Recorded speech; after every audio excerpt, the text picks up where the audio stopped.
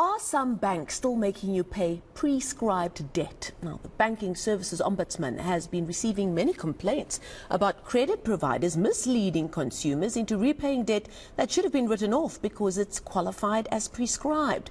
Debts such as unsecured loans, vehicle loans and even credit cards can prescribe after a certain period of non-payment. Now, for more, we're joined by the Banking Services Ombudsman, Rihanna Steyn, who joins us virtually from Cape Town. Rihanna, thank you so much for your time this evening. Now, in South Africa, the Prescription Act of 1969, read with Section 126B of the National Credit Act, stipulates that a debtor's liability to pay a specific debt to a creditor is extinguished as a result of the passing of a prescribed time period. Now, normally this kind of legalese makes us all want to go put our head in the sand, but even myself, when I read it, it sounded quite straightforward.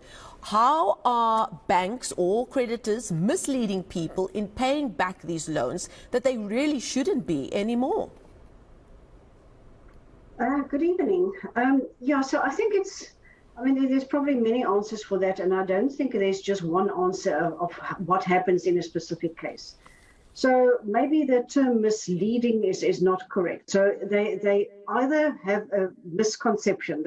In their minds, there was an acknowledgement of debt. So we've seen those cases where the creditor, the bank, in our case, because remember, I can only talk about the banks.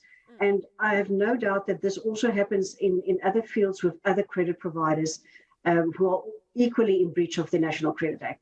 But I can only talk for the banks. So they think that there was an acknowledgement of debt. They've got some system note that there was an acknowledgement.